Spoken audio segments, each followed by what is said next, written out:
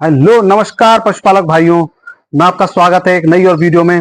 पिछली वीडियो में आपने देखा कि सीएमटी किट से कैसे आइडेंटिफाई करते हैं कि मैस्टाइटिस है या नहीं है। अगर आपके पशु को मैस्टाइटिस निकल आता है तो हमें क्या करना चाहिए, हम इस वीडियो में जानेंगे। हमें कौन सी उसको दवा लगानी चाहिए, थन में कौन सी दवा को इंजेक्ट करना चाहिए, लगाना चाहिए, या क्या करना चाहिए और क्या नहीं करना चाहिए, हम इस वीडियो में देखें। सीएमटी पॉजिटिव आ चुका है। सीएमटी पॉजिटिव आने के बाद हम ये चेक करेंगे किस एनिमल के सीएमटी पॉजिटिव आया था। सीएमटी पॉजिटिव आने के बाद हम ये देखेंगे कि जिस एनिमल के सीएमटी पॉजिटिव आया था उसके थन में स्वेलिंग है कि नहीं, मतलब सूजन आ रही है कि नहीं।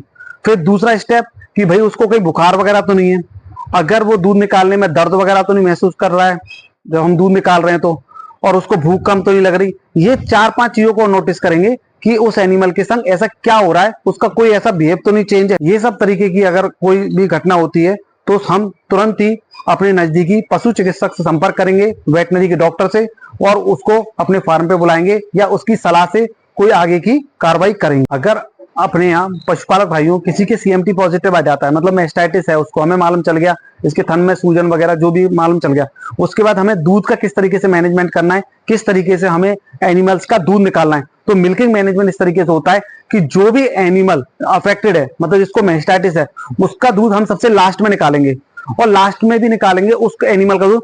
फिर उसमें से हम ये फाइनलाइज पहले कर लेते हैं सीएमटी किट के द्वारा कि इसके किस थन में मैस्टाइटिस है। तो हम अच्छे वाले थन जिनमें मैस्टाइटिस नहीं है उन थन का दूध निकालेंगे, उसके बाद लास्ट में जिस थन में मैस्टाइटिस है उस थन का दूध निकालेंगे अच्छे से। इस तरीके से हम मिल्किंग मैनेजमेंट करेंगे। मिल्किंग मैनेजमेंट के बाद हम ये करेंगे कि हमने पशु का दूध निकाल लिया जिसके मैस्टाइटिस हो रहा था, उसके हम इंट्रामेमरी ट्यूब डालेंगे। इंट्रामेमरी ट्यूब होती है कि थन में कोई एंटीबायोटिक चढ़ाई जाती है जिससे उस थन का इंफेक्शन कम हो सके, और उसको हम किस तरीके से चढ़ाएंगे वो आप वीडियो में देख पा रहे होंगे। दोस्तों, हमारा जो पशु जहां पे भी बैठता है वो हमारा फ्लोर जो है बिल्कुल साफ रहना चाहिए, और हमारा जो भी एनिमल है, गाय या भैंस है, बार बार मतलब यूरिन और मतलब गोबर करता है तो हमें वो बार बार हटा देना चाहिए। हटाने से क्या है कि वो फ्लोर साफ रहेगा। पहली बात तो क्लीन रहना चाहिए, ड्राई रहना चाहिए, और वो हाइजीनिक मतलब कि साफ सुथरा रहना चाहिए, जिससे मैस्टाइटिस कम होगी।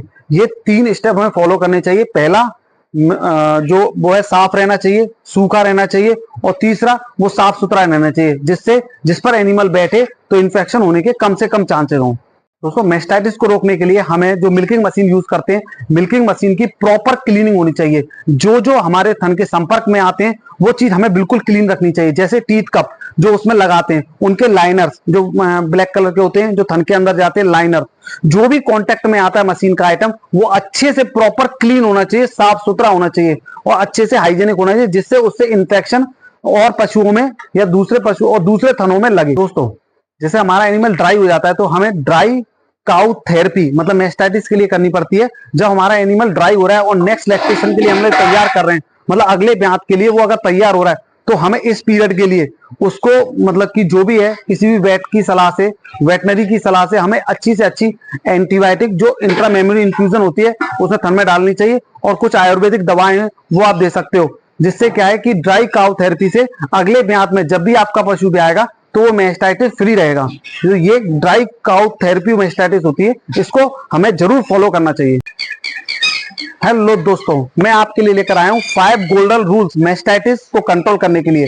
पहला गोल्डन रूल है सीएमटी किट का यूज करें जिससे वो मैस्टाइटिस हो। इसके लिए उस पशु को ऑब्जर्व करें, अगर उसका सीएमटी पॉजिटिव आता है तो सेकंड पॉइंट, सीएमटी पॉजिटिव आ रहा है और आपके पशु को फीवर है, उसके अडर में मतलब कि जो भी उसका थन वगैरह उसमें सूजन आ रही है, उसके दूध में एबनॉर्मल मिल्क आ रहा है, या फिर छेछड़े आ रहे हैं, फ्लैक्स आ रहे हैं, या फिर दूध पानी जैसा आ रहा है, तो तुरंत के तुरंत वेटनरी डॉक्टर को बुलाएं और वेट से सलाह लें। तीसरा गोल्डन रूल है इंट्रामेमरी इन्फ्यूजन करते समय बहुत सावधानी बरतें और वेट की सलाह जरूर लें वेटनरी की। क्यों कारण है उसका, अगर आप दवाई तो अच्छी लगा रहे हो उसके थन में, बट अगर वो प्रॉपरली अगर गलत तरीके से लग गई तो इन्फेक्शन खत्म होने की जगह और बढ़ जाएगा। इसलिए थर्ड रूल है इंट्रामेमरी इन्फ्यूजन करते समय सावधानी बरतना। चौथा गोल्डन रूल, अपने फार्म को साफ सुथरा रखें।